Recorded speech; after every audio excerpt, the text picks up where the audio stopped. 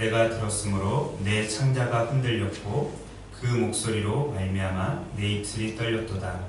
무리가 우리를 치러 올라오는 환난 날을 내가 기다림으로 썩이는 것이 내 뼈에 들어왔으며 내 몸은 내 처수에서 떨리는도다. 비록 무화과 나무가 부성하지 못하며 포도나무에 열매가 없으며 감람나무에 소출이 없으며 밭에 먹을 것이 없으며 우리의 양이 없으며 외양간에 소가 없을지라도 나는 여호와로 말미암아 즐거워하며 나의 구원의 하나님으로 말미암아 기뻐하리로다. 주 여호와는 나의 힘이시라. 나의 발을 사슴과 같게 하사 나를 나의 높은 곳으로 다니게 하시리로다. 이 노래는 주의를 주의하는 사람을 위하여 내 수금에 맞춘 것이니라. 아멘. 어느덧 2017년도도 마지막 날을 맞이하게 되었습니다. 한 해 동안 크고 작은 일들이 있었지만 그래도 이렇게 아무 탈 없이 1년을 무사히 맞이하게 해주신 하나님께 진심으로 감사를 드립니다. 오늘은 하박국서 3장 16절에서 19절을 통해서 하박국의 기도와 찬양이라는 제목으로 함께 은혜를 나눠보도록 하겠습니다. 하박국이 어떤 사람인지에 대한 정보는 신구약 성경 전체를 통틀어서 유일하게 이 하박국서에서만 얻을 수가 있습니다. 우리가 잘 알고 있듯이 성경에 기록된 선지자들 그리고 유명한 사람들은 반드시 누구누구의 아들, 아무개의 아들이라는 표현이 되어 있습니다. 물론 선지자들 중에서 아버지의 이름이 없는 선지자들도 있긴 합니다. 예를 들면 미가 선지자가 그러한 사람인데 그나마 미가 선지자는 모레셋이라는 고향을 기록을 하고 있습니다. 하지만 이 하박국 선지자는 아버지가 누구인지도 또 출신 지역이 어디인지도 모르고 게다가 어느 지파 사람인지도 모른다는 것입니다. 단지 성경은 선지자 하박국이 묵시로 받은 경고라 라고만 기록을 하고 있습니다. 우리 다같이 1장 1절로 한번 가보겠습니다. 하박국 1장 1절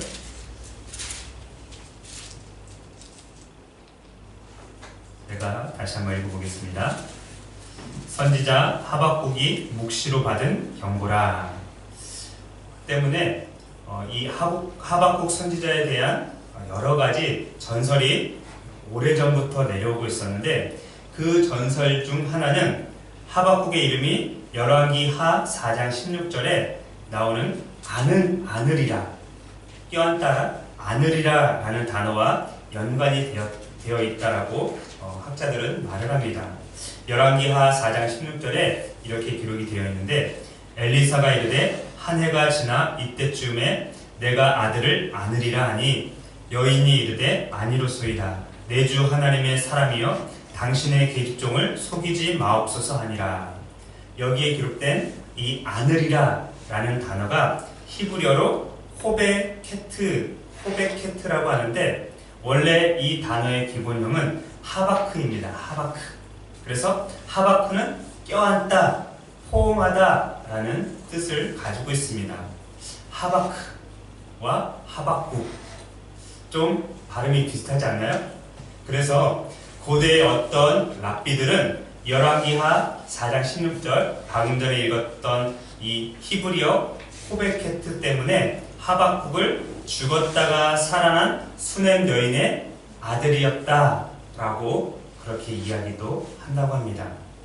하지만 레온 우드라는 저명한 개신교 신학자가 있는데 그분은 이렇게 이야기를 합니다. 그에 관한 몇몇 전설들이 있지만 그것들은 단순히 이야기에 지나지 않는다. 한 가지 전설은 그가 엘리사가 수넴 여인의 약속한 아들로서 죽음으로부터 다시 살아난 자라고 말하는데 이것은 약 20년의 시간적인 차이가 있기 때문에 불가능하다라고 그렇게 레온 우드라는 신학자가 말을 합니다. 그러면서 계속해서 이렇게 이야기합니다. 그러나 한 가지 살펴볼 가치가 있는 것이 있는데 그것은 하박국이 성전에서 노래하는 레위인이었을 것이라는 점이다. 이러한 가능성은 하박국 3장 19절 우리가 읽었던 맨 마지막에 한번 보시죠.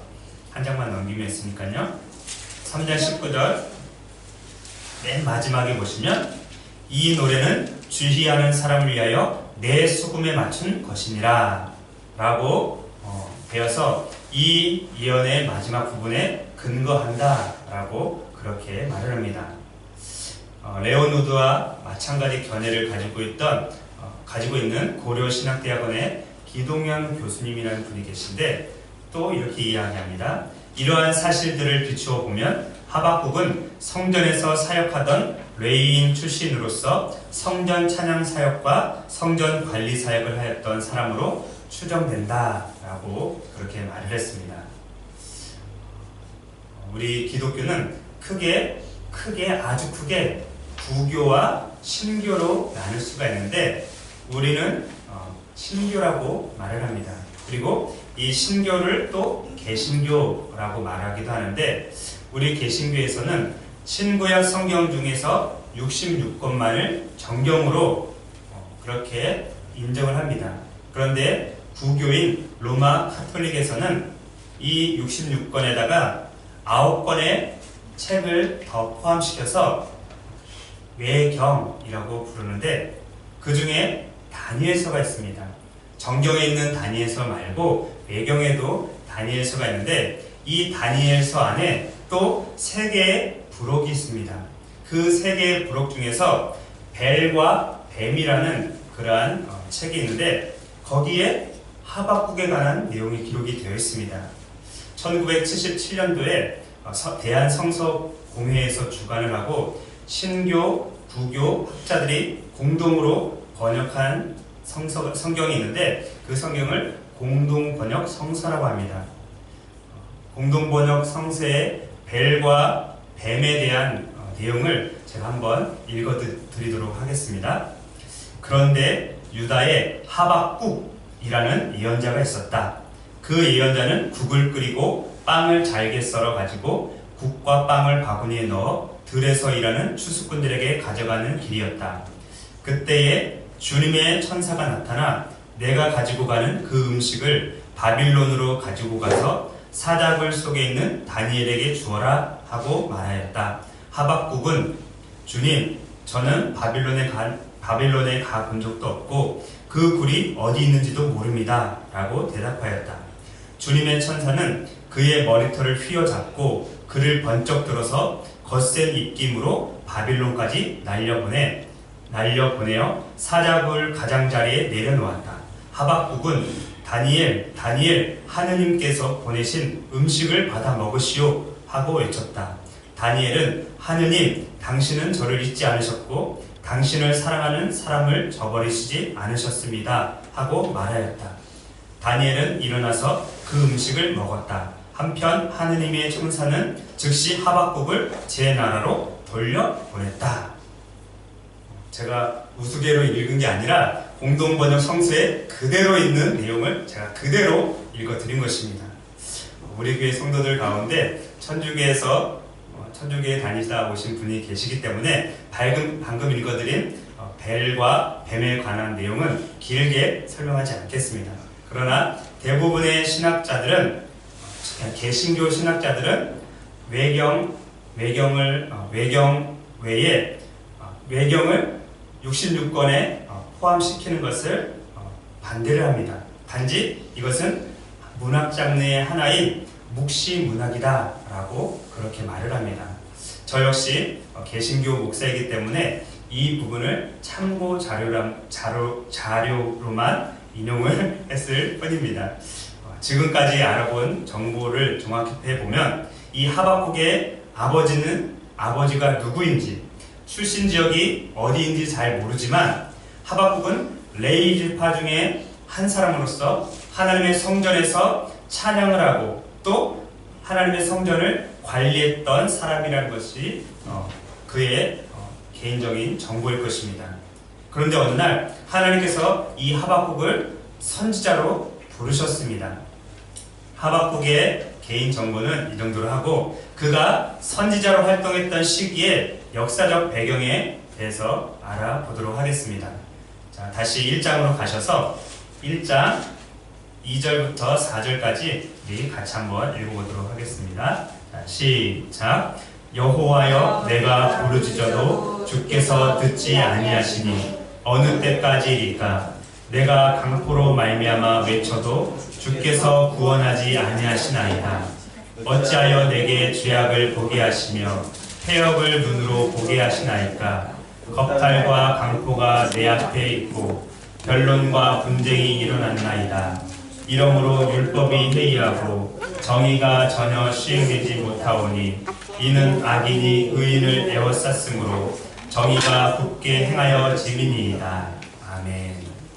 하박국이 선지자로 활동했던 시기는 남유다가 이제 멸망의 길로 쳐닫고 있었던 그러한 시대였습니다. 그런데 이 남유다에는 강포와 죄악과 패역과 겁탈과 우상숭배가 끊이지 않고 있었던 것입니다.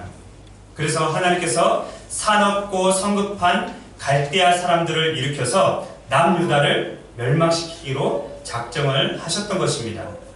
계속해서 6절부터 8절까지 제가 한번 읽어보도록 하겠습니다. 보라, 내가 사납고 성급한 백성 곧 땅이 넓은 곳으로 다니며 자기의 소유가 아닌 거처들을 점령하는 갈대아 사람을 일으켰나니 그들은 두렵고 무서우며 당당함과 위엄이 자기들에게서 나오며 그들의 군마는 표범보다 빠르고 저녁 이리보다 사나우며 그들의 마병은 먼 곳에서부터 빨리 달려오는 마병이라 마치 먹이를 움키려 하는 독수리의 나름과 같으니라. 6절에서 말하는 이 갈대아 사람이 바로 바벨론을 말하는 것입니다. 당시에 중동의 최강대국이었던 아수르가 점점 힘을 잃어가고 있었습니다. 그 틈을 타서 신흥 강대국이 부상하게 되었는데 그 신흥 강대국이 바로 갈대아 사람들이었던 바벨론이었습니다. 바벨론은 점점 힘을 잃어가고 있었던 아수르의 수도인 니느웨를 주전 612년도에 완전히 함락을 시켰습니다. 그리고 그로부터 7년 후인 주전 605년도에 중동에서 확실한 강대국으로 자리매김을 하게 되었습니다. 그 중에서 가장 유명한 왕이 있었는데 느부갓네살이라는 왕이 바벨론에서 가장 유명했고 또 바벨론을 가장 불강하게 강한 나라로 만들었던 왕이었습니다. 그리스 역사가 중에 헤로도투스라는 역사가가 있는데 그 역사가에 의하면 그가 만든 성은 이 느부갓네살 왕이 만든 성은 길이가 약 23km나 된다고 합니다. 성이 23km가 되고 성 둘레가 90km. 서울에서 수원까지가 약 45km인데 그 2배의 크기라는 겁니다. 둘레가. 그리고 성벽, 이쪽 벽과 이쪽 벽, 성벽이 넓이가 22.5m. 그리고 성벽의 높이가 90m. 실제였는지 가짜였는지 모르겠지만 아무튼 헤로도토스라는 역사가는 그렇게 기록을 해놨습니다. 우리는 그저 놀랄 뿐입니다. 상상이 안 되죠. 한 나라의 왕궁이 그렇게 크다는 것은 상상이 안 될 정도입니다. 그런데 이 성 안에는 세계 7대 불가사이라고 불리는 공중정원이 있습니다. 이 공중정원은 느부갓네살 왕이 다른 나라에서 왕비를 데리고 왔는데 이 왕비가 자꾸 고향 생각만 하고 향수병에 걸려서 안 되겠다 싶어서 이 왕궁에다가 정원을 만든 거예요. 땅에다 만든 게 아니라 왕궁에다 만들어서 지금도 그 흔적이 있다고 합니다. 그래서 세계 7대 불가사의 중에 하나라고 얘기를 하는데 자신의 왕비와 자기들의 백성들에게는 이렇게 관대했을지 몰라도 이 느부갓네살 왕은 잔인하기가 짝이 없었던 그런 왕이었습니다. 그래서 주전 605년도에 갈게미시라는 지역에서 아수르와 애굽 연합군 그리고 바벨론 군대가 전투가 벌어졌는데 아수르와 애굽 군대에서 왔던 모든 군사들을 단 한 명도 남김없이 다 몰살시켰다라고 또 기록에 전해지고 있습니다.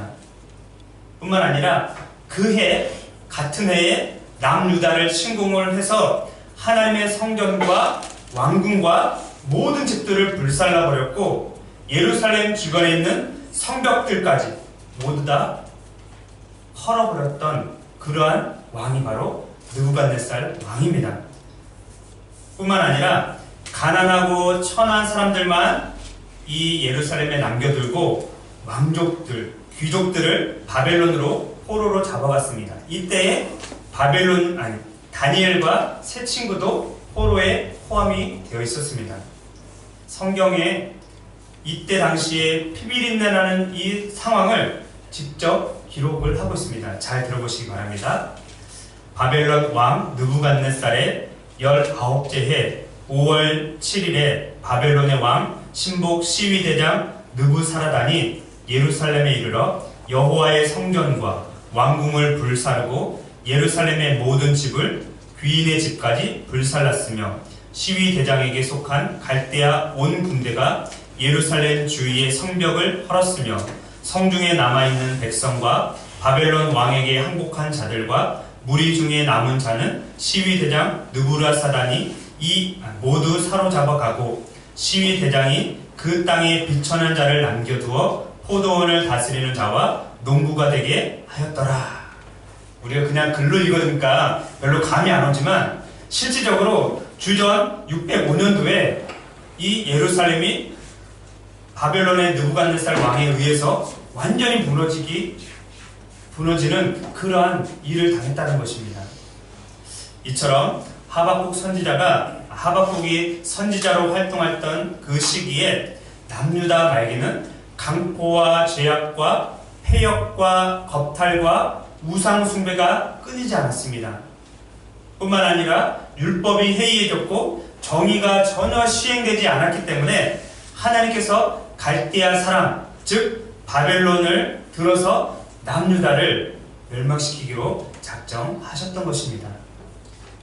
만약에 여러분들이 이러한 역사적인 배경하에서 이스라엘의 선지자로 부름을 받았거나 또는 우리나라의 일제감정기 바로 전이나 6.25 직전에 목사로 부름을 받았다면 여러분들은 어떤 마음이 들겠습니까?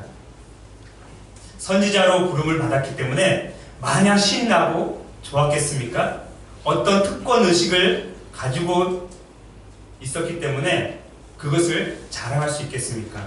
저는 솔직한 심정으로 남유다 말기나 일제감정기 바로 전 또는 6.25 직전에 목사로 부름받았다면 공포와 두려움에 떨면서 밤을 설쳤을 것입니다. 그리고 어찌할 바를 몰라 했을 것입니다. 그리고 식음을 전폐하면서 주님 제발 저를 선지자로 목사로 부르신 것을 취소해 주십시오 라고 그렇게 말을 했을 것입니다. 이러한 두려움과 공포는 우리뿐만이 아니었습니다. 하박국 선지자도 마찬가지였습니다. 본문 3장 16절을 한번 다시 펼쳐보시기 바랍니다. 두려움과 공포에 사로잡힌 나머지 심장이 멈출 것만 같았던 하박국 선지자는 이렇게 고백을 합니다. 16절 같이 한번 읽어보겠습니다. 시작. 내가 들었으므로 내 창자가 흔들렸고 그 목소리로 말미암아 내 입술이 떨렸도다. 무리가 우리를 치러 올라오는 환난 날을 내가 기다림으로 썩이는 것이 내 뼈에 들어왔으며 내 몸은 내 처수에서 떨리는도다. 여러분들은 어떤 마음을 느끼세요? 지금 하박국 선지자가 자기 나라가 멸망하기 직전에 선지자로 부름을 받았습니다. 그리고 하나님께서 곧 갈대아 사람을 들어서 너희 나라를 이렇게 칠 거다 라는 말씀을 들었을 때 하박국 선지자는 이러한 두려움과 공포를 느꼈던 것입니다. 매튜 헨리라는 신학자가 있는데 그분이 이렇게 주석을 했습니다. 그 소식은 그를 완전히 오한과 발작으로 몰아넣었다. 그는 너무나 약해져서 스스로 어떻게 할 힘이 없었기 때문에 마치 썩이는 것이 그의 뼈에 들어온 것 같은 느낌을 받았다. 그는 일어설 수도 걸을 수도 없었다. 그의 속도 떨렸고 그의 몸도 후들후들 떨렸다. 그는 우리 구주께서 그러셨듯이 고민하여 죽게 되었다.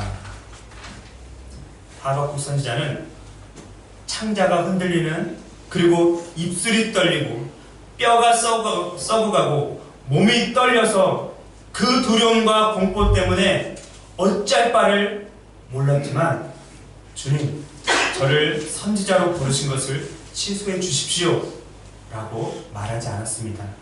인생을 포기하며 강으로 뛰어들지도 않았습니다. 전쟁을 피해서 다른 나라로 이민도 가지 않았습니다. 땅속을 파서 지하 대피소를 만들고 숨어있지도 않았습니다. 또는 자연적으로 형성된 산속 동굴로 들어가서 숨지도 않았습니다. 그는 몸으로 할 수 있는 것은 아무것도 없었지만 그는 끊임없이 한 것이 있습니다. 그것은 기도와 찬양입니다. 그래서 그의 기도는 찬양이 되었고 찬양은 곧 기도가 되었습니다. 마치 금향로에 담긴 향연이 기도와 찬양이 되어서 하나님께 올라갔던 것입니다. 17절과 18절을 또 같이 한번 읽어보도록 하겠습니다. 시작. 비록 무화과 나무가 무성하지 못하며 포도나무에 열매가 없으며 감람나무에 소출이 없으며 밭에 먹을 것이 없으며 우리의 양이 없으며 외양간에 소가 없을지라도 나는 여호와로 말미암아 즐거워하며 나의 구원의 하나님으로 말미암아 기뻐하리로다. 아멘. 여기 계신 분들 중에 저희 아버지 빼고 다 전쟁을 겪어보지 않은 세대에 살았던 세대에 태어나서 살고 있는 사람들입니다. 만약 전쟁이 일어나서 적군이 쳐들어온다면 우리는 아무것도 못합니다. 그렇죠? 그리고 그 적군들이 쳐들어옴과 동시에 과일나무들, 그리고 밭에 자라는 곡식들, 그리고 집에서 키우는 가축들 전부 약탈당하고 한 마리도 또 하나도 남지 않을 것입니다. 이러한 극한 상황에서도 하박국 선지자는 나는 여호와로 말미암아 즐거워하며 나의 구원의 하나님으로 말미암아 기뻐할 것이다 라고 노래를 하고 있습니다. 게다가 한술 더 떠서 이렇게 고백합니다. 19절 상반절을 보시기 바랍니다. 주 여호와는 나의 힘이시라. 나의 발을 사슴과 같게 하사 나를 나의 높은 곳으로 다니게 하시리로다. 실질적으로는 그렇게 할 수 없는 그러한 상황입니다. 정말 이 기도와 찬양은 언제 들어도 우리의 심금을 울리기에 충분합니다. 그런데 어찌 이게 정상적인 사람의 기도고 정상적인 사람의 찬양이겠습니까? 만약 우리가 이렇게 기도하고 이렇게 찬양한다면 예수님을 믿지 않는 사람들이 우리를 미친놈, 쟤 또라이 아니야, 정신 나간 놈, 이렇게 비웃으며 놀릴 것입니다. 당시의 남유다 사람들의 눈에도 하박국 선지자는 미친놈으로 보였을 것입니다. 정신 나간 놈으로 보였을 것입니다. 홍수로 이 세상이 멸망할 것이라고 그렇게 얘기하고 방주를 지었던 노아를 향해서 요즘 말로 표현하면 미친 할배, 정신 나간 할배라고 세상 사람들은 그렇게 손가락질하면서 하면서 놀렸던 것입니다. 세상 사람들만 그런 것이 아닙니다. 세상 사람들은 둘째 치더라도 나는 교회 다니는데 나의 종교는 기독교인데 하고 말하는 사람들이 있습니다. 즉 구원받지 못한 사람들도 마찬가지로 그렇게 놀릴 것입니다. 나라가 망해가고 있고 가정이 무너져가고 있고 회사가 부도났고 형제자매가 죽어가는데 이렇게 기도하고 찬양한다면 한심하고 어이없다고 당신 미친 거 아니야? 라고 하면서 분명히 교회에 다니는 사람들조차도 손가락질하면서 놀릴 것입니다. 그런데 사실은 하박국 선지자가 이렇게까지 기도하고 찬양할 수 있었던 비결이 있습니다. 그것은 그의 믿음 때문에 그렇습니다. 이미 우리가 살펴봤듯이 하박국도 우리와 똑같은 마음과 감정을 가진 사람입니다. 그래서 바벨론이 쳐들어온다는 소식에, 갈대아 사람들이 쳐들어온다는 소식에 뼈가 녹을 정도로 두려움과 공포에 떨었던 사람입니다. 그런데 이 하박국 선지자에게는 하나님을 향한 믿음이 있었습니다. 다 같이 2장 3절과 4절 한번 보시기 바랍니다. 2장 3절 4절 제가 읽겠습니다. 2장 3절 4절 이 묵시는 정한 때가 있나니 그 종말이 속히 이르겠고 결코 거짓되지 아니하리라. 비록 더딜지라도 기다리라. 지체되지 않고 반드시 응하리라. 보라 그의 마음은 교만하며 그 속에서 정직하지 못하나 의인은 그의 믿음으로 말미암아 살리라. 하박국은 의인이 어떻게 살아야만 하는지에 대해서 잘 알고 있었습니다. 그것은 믿음입니다. 그래서 말할 수 없는 두려움과 공포 속에서도 보라 의인은 믿음으로 말미암아 살 것이다 라고 그렇게 고백을 할 수 있었던 것입니다. 반대로 믿음이 없는 사람들에게는 이러한 고백은 여전히 미친놈이고 정신나간 사람의 고백일 수밖에 없습니다. 여러분들에게는 이 하박국의 고백이 어떻게 들리십니까? 정신나간 사람의 고백으로 들리십니까? 아니면 정상적인 사람의 고백으로 들리십니까? 여러분들은 정신나간 사람, 미친 사람의 소리가 아니라 정상적인 사람의 고백으로 들려주시기를 간절히 바라겠습니다. 이제 말씀을 맺도록 하겠습니다. 하박국은 자신의 조국인 남유다가 바벨론에 의해서 멸망당하게 될 것이라는 것을 하나님을 통해서 들었습니다. 그리고 그 말씀을 선포해야만 하는 그러한 비운의 선지자였습니다. 그는 말할 수 없는 두려움과 공포에 사로잡혀서 어쩔 바를 몰랐지만 그러한 상황 가운데서도 하나님 앞에 기도하고 하나님께 찬양을 했던 것입니다. 비록 무화과 나무가 무성하지 못하며 포도나무에 열매가 없으며 감람나무에 소출이 없으며 밭에 먹을 것이 없으며 우리의 양이 없으며 외양간에 소가 없을지라도 나는 여호와로 말미암아 즐거워하며 나의 구원의 하나님으로 말미암아 기뻐하리로다 라고 고백을 했습니다. 그가 그렇게 고백할 수 있는 이유는 딱 하나, 그에게는 믿음이 있었기 때문에 그렇습니다. 사랑하는 생명빛교회 성도 여러분, 여러분은 비록 통장에 잔고가 없고 큰 집에 살지 못하고 옷장에 입을 만한 옷이 없고 냉장고에 먹을 것이 없고 차고에는 외제차가 없고 돌볼 자식이 없고 나는 정말로 주머니에 아무것도 없을지라도 여호와로 말미암아 즐거워하며 구원의 하나님으로 말미암아 기뻐하리라다 라고 기도하고 찬양할 수 있기를 간절히 바라겠습니다. 제가 말씀을 준비하면서 올 한 해의 사역을 한번 뒤돌아봤습니다.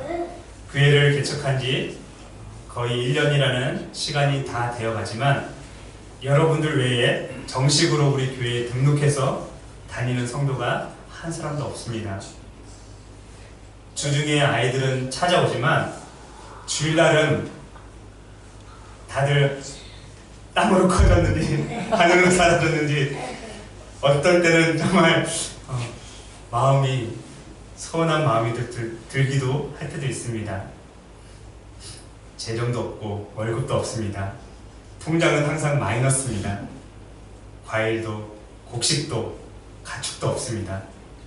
그러나 그럼에도 불구하고 나는 여호와로 말미암아 즐거워하고 나의 구원의 하나님으로 인하여 기뻐할 것입니다. 이것이 저의 고백이고 또한 저의 찬송입니다.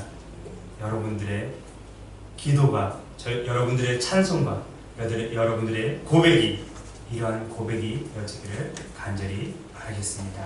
기도하겠습니다.